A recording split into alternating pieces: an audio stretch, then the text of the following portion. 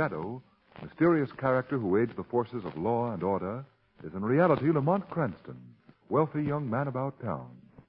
The shadow uses his hypnotic power to cloud men's minds so that they cannot see him. Cranston's friend and companion, the lovely Margot Lane, is the only person who knows to whom the unseen voice of the shadow belongs. Today's story, The Cat That Killed.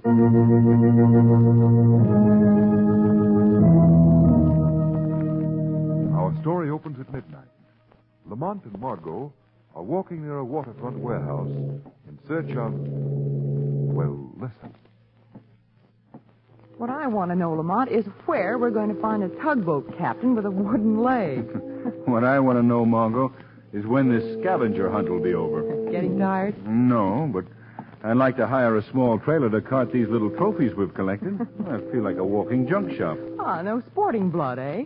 Look, Margot, if carrying around a bicycle pump, a red toupee, a lawnmower, a mustache cup, and a bowl of goldfish calls for sporting blood, you're right. I haven't any. You forgot to mention little Johnny the Rabbit. Oh, yes. Little Johnny the Rabbit. Haven't lost him, have you? Lost him? He's been chewing on my left ear for the past half hour. If we find the tugboat captain, we have a good chance of winning the game, Lamont. Yes, if my left ear holds out. Can't say that this is quite my favorite part of town, however. It kind of gives me the willies. The waterfront's always like this. Streets are so quiet. Not a soul for blocks around. Lamont, look at how the fog seems to wrap itself around that warehouse like a... A ghost? Yes. No. Listen, don't mention ghosts around here, please. What's the matter, Margot? You're not afraid... What was that? I don't know, but it came from up there on the roof of that warehouse. Wait here for me, Margot. Oh, no, you don't. I'm coming with you. Oh, you can't. Oh, just try and lose me. Oh, well, come on then, but hurry, Margot, hurry.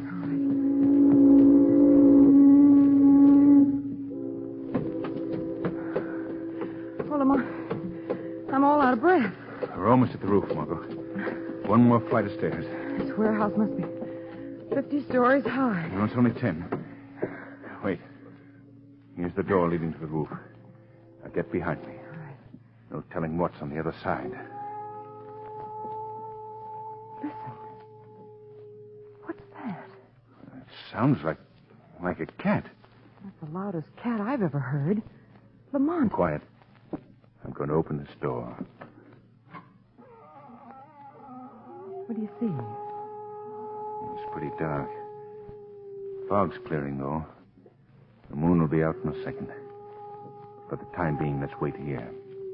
Lamont, that cat howling. She's frightening. Yes, I don't like it, Margot. Here comes the moon. I can see the roof now, and... Lamont. Oh, Lamont, look. A cat.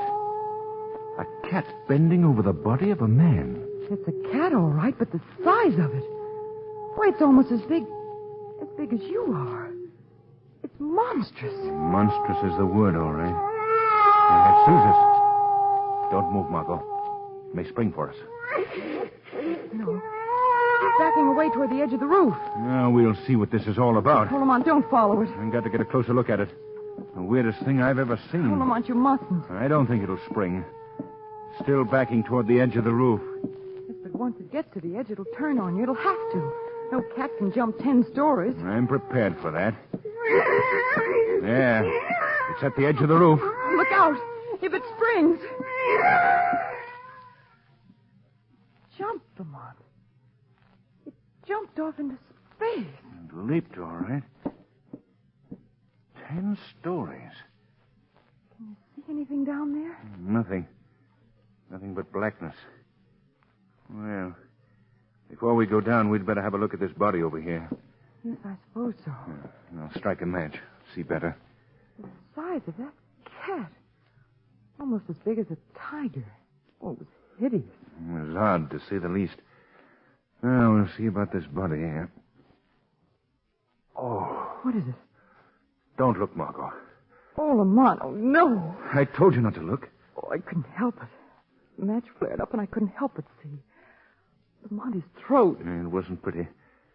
Looks as if the claws of that cat just dug in and ripped. He's He's dead. Oh, Lamont, please. I'm sorry. Well, what do you make of it? Margot, this is unbelievably weird. A cat that kills. A cat the size of a tiger. A cat that can leap into space and fall 10 stories. Doesn't make sense. It doesn't make sense right now, Margot. But it will make sense before I'm through.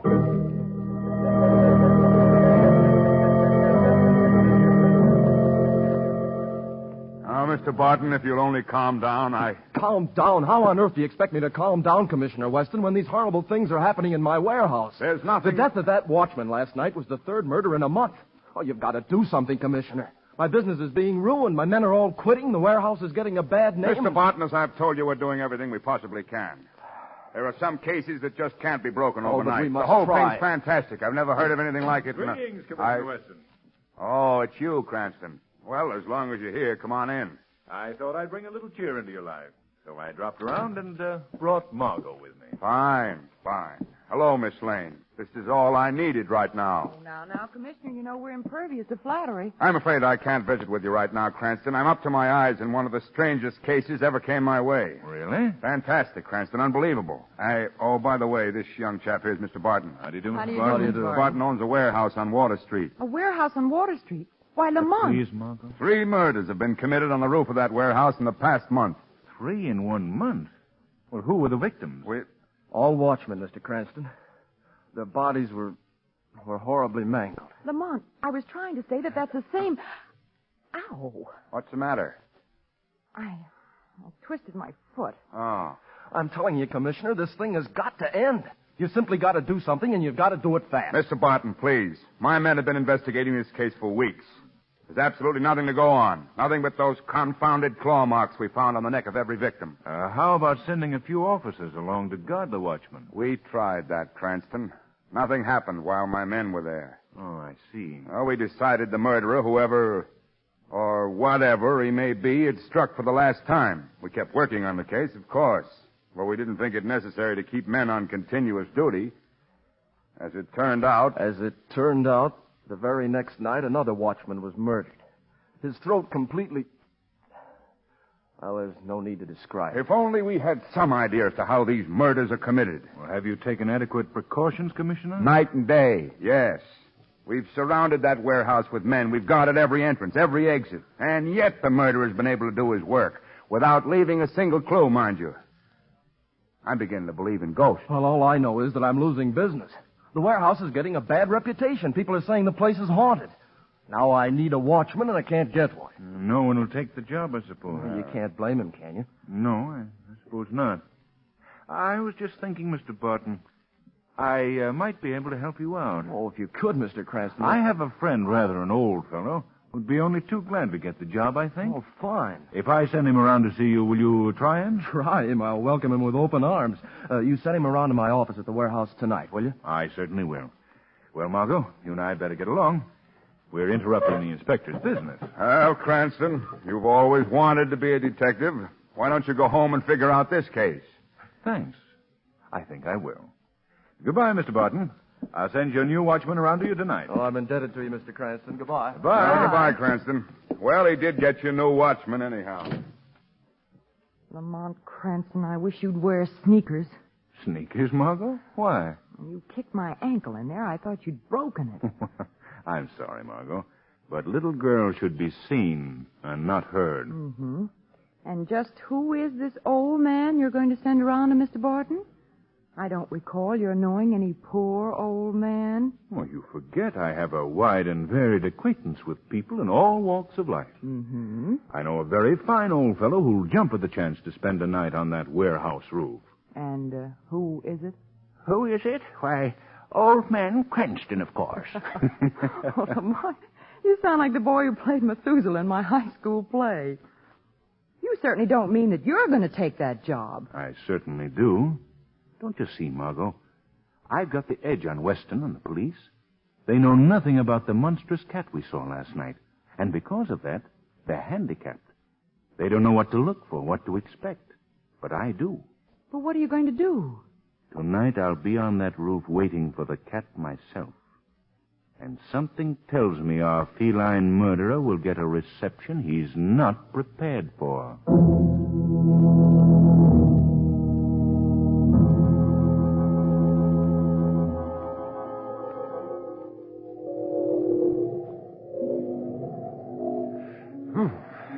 It's chilly up here. Should have worn a coat. Who's there? Oh, the cat again, eh? That's you, Lamont. What? Oh, now how in the... Margot, what are you doing here? And what were you making that psst noise for? Well, I had to attract your attention, didn't I? Well, don't make that particular sound again. Say, I think you're scared. I am for you.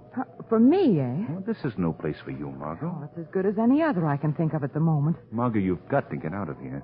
That cat may show up any minute.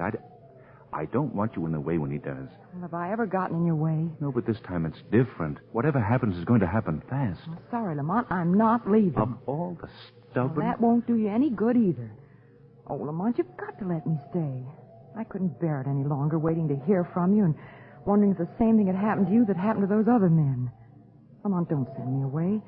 If you're in danger, my place is with you. All right, darling. Turn off the charm. You can stay. But keep out of the way, please. Whatever happens, don't interfere. I won't. Lamont, this cat, what do you make of it? I don't know, Margot. But I'm almost sure it's not a cat. Not a... No. If it is a cat, then it's a freak, something out of the ordinary. I'm inclined to think it's some form of a leopard, a black leopard, perhaps. It might even be... Yes? Might even be what? No, a man could never leap 10 stories into that yard below and live to tell about it. Well, Lamont, how are you going to handle it? You haven't got a gun. And that thing looks so ferocious. I brought a few things with me. A bullhide whip and ropes to tie the thing up with. I intend to drive the cat into that corner over there with the whip. That's the one spot on the roof where it can't leap off. Then I'll... Listen. Come. Remember, we heard that cat howling the other night. Now listen to me, Margot. When the cat reaches here, it'll do something to attract the attention of the watchman it believes to be somewhere in the building. That's how those other watchmen were lured up here to the roof. They heard something that attracted their... There it is, Lamont. I can see it in the moonlight. Oh, Lamont, it's monstrous. Quiet. Watch it. Just watch it. It broke a pane of glass in the skylight. That's to attract the watchman inside the building. Look out now. I'm going to swing this bullwhip and try to frighten it into that corner.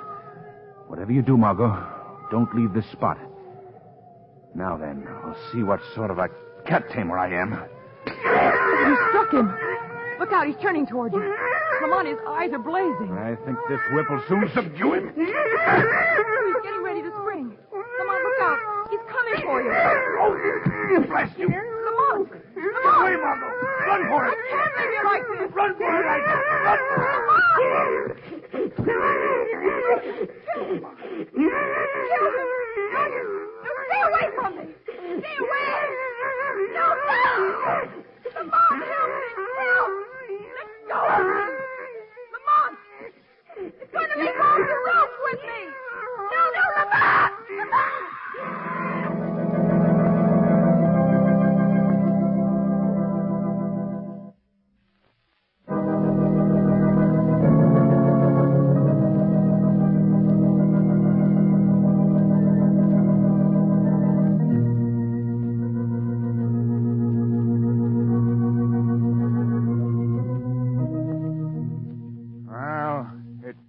Mr. Barton. You say Cranston sent the man over as he promised. Yes, Commissioner Weston. He arrived all right yesterday afternoon. Well, he was an old man, and he was very anxious to get something to do. I told him the whole story. All about how 3 watchmen had been murdered on the roof. Yeah? And he still wanted the job. Yes, he told me not to worry about him. Said he'd be all right. Now he's nowhere to be found. There's not a trace of him anywhere. I tell you, Commissioner, I'm going out of my mind. You and me both. Frankly, Barton, I'm up a tree. Oh, I'm not blaming you, Commissioner. I know you're doing everything you possibly can, but Oh, I'm beginning to wish my father had left this blasted warehouse business to his partner instead of me. What do you mean? Well, my father had a partner, a fellow named Blanchard. Blanchard was a crook, so my father finally bought him out. Well? Well, when Dad died, Blanchard came to me with some crazy story about the warehouse business rightfully belonging to him. Yeah? He said my father had cheated him out of his share. Oh, it was a lot of foolishness, of course, but... Well, I wish now I'd given him the business, lock, stock, and barrel. On the contrary, Mr. Barton, you'll be glad you didn't. What? Who's that speaking, Commissioner? It sounds like the Shadow. You're right, Commissioner. Well, where is he? I don't see him. No one ever sees the Shadow. But I don't know. Now, don't be alarmed, Barton. I'm not going to harm you. In fact, I'm here to help you. It's all right, Barton. This is not the first time I've spoken with the unseen voice. Well, I've heard of the Shadow, but I never believed he existed. But I do, Mr. Barton. I've clouded your mind so that you cannot see me. But I'm in this room. It's been a long time between visits, Shadow. What is it this time? Commissioner, I've come to help you break this warehouse case. You mean my warehouse? You know who the murderer is? I don't know who he is, but I think I know how he accomplishes his work. I can show you how to capture him, but you've got to help me. Oh, will I? You just tell me what to do, and I'll do it, all right. Good. The murderer, the thing that's been killing your watchmen, is a cat. At least it looks like a cat. A cat, Shadow. What?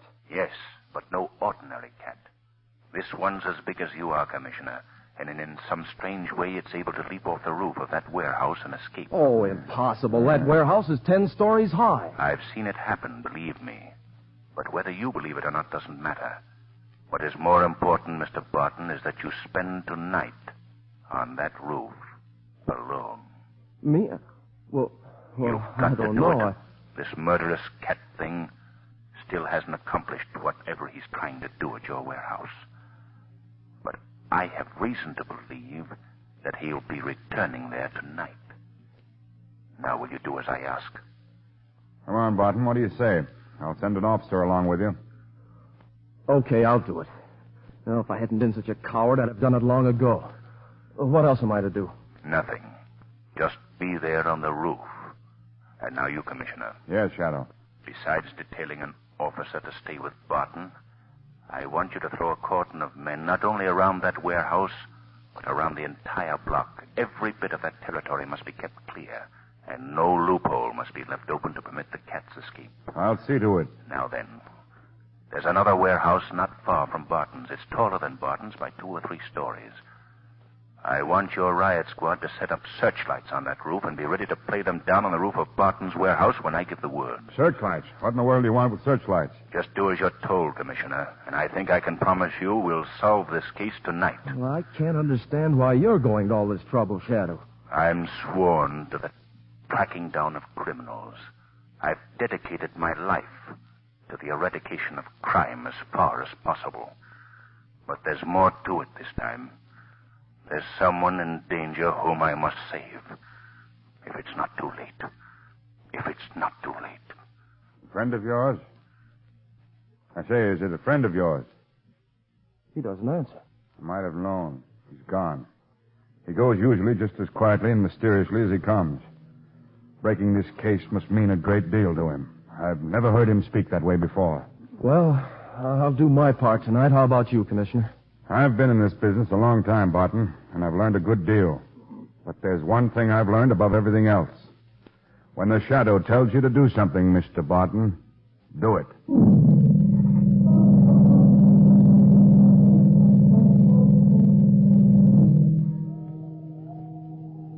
And 'tis me, Seamus Clancy of the Donegal Clancys, that's telling you, Mr. Barton. This is a night for goblins and pixies, and for banshees, too. Clancy, for heaven's sake, be quiet.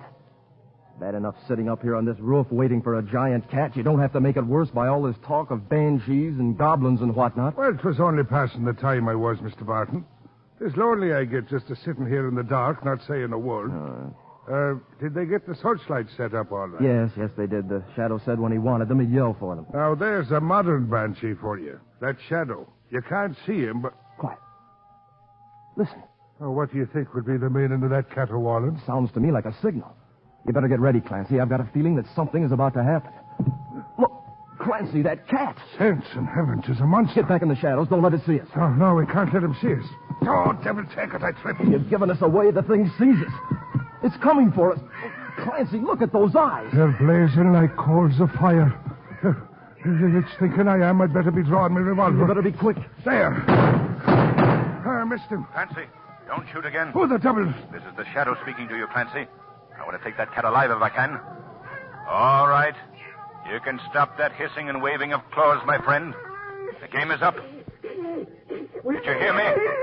You're not fooling anyone. You're not a cat. You're a man. A man disguised as a cat. Still insist on play acting, eh?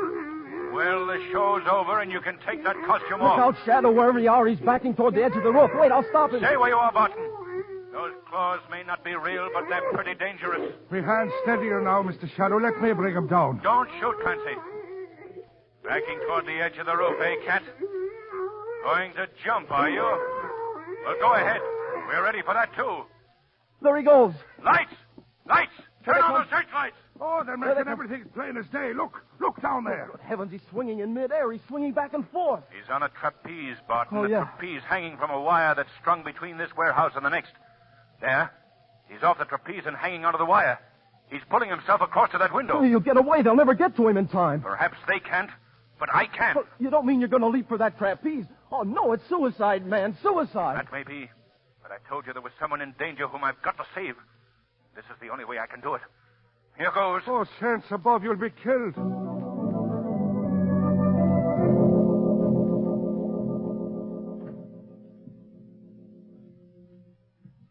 Oh, you're back again. Something went wrong. Bungling fools tried to trap me. As if they could. I was too smart for them. By the time they get here, I'll be gone. What are you going to do with that knife? That, my dear, is for you. You don't think I'm going to leave you here alive so you can give me away to the police, do you? Oh, you're mad. I should have killed you when I brought you here last night. You don't know what you're doing. Keep away from me. Now, don't be afraid. The knife is sharp. Get my away. dear. Stop It'll all be over in a No. minute. That's right, Mr. Catman. It will be all over in a minute. All over for you. My wrist. What is it? Something's crushing my wrist. Drop that knife. Oh, Lamont. What are you talking about? I can't see anyone. Oh, my wrist. You can't see me, Blanchard, but I think you can feel the grip I have on you. Drop that knife before I break your arm. That's better.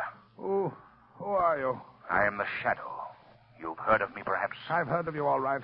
How did you get here? By using your trapeze. A clever act, Blanchard. Huh? Just as good as it was 20 years ago. What do you know about that? I know all about you, Blanchard.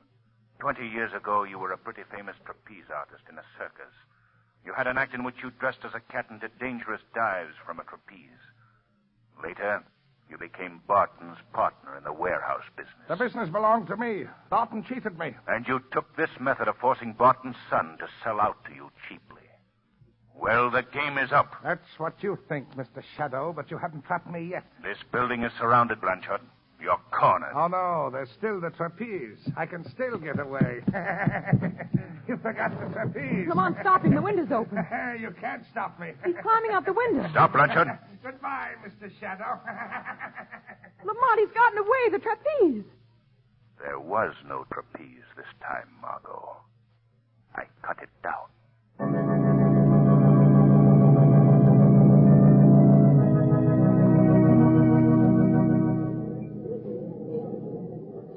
The worst part of the whole thing, Lamont, was that I thought the Catman had killed you that night on the roof. No, I was just stunned, that's all.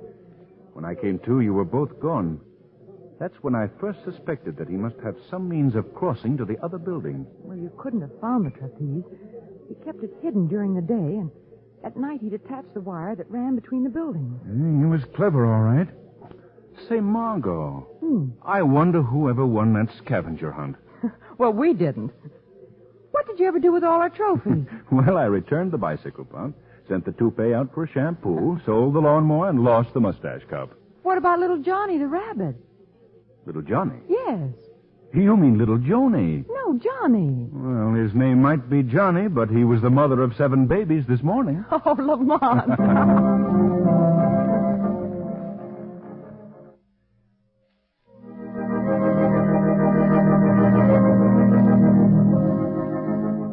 Today's program is based on a story copyrighted by the Shadow magazine.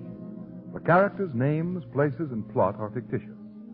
Any similarity to persons living or dead is purely coincidental. The Shadow magazine is on sale at your local newsstand.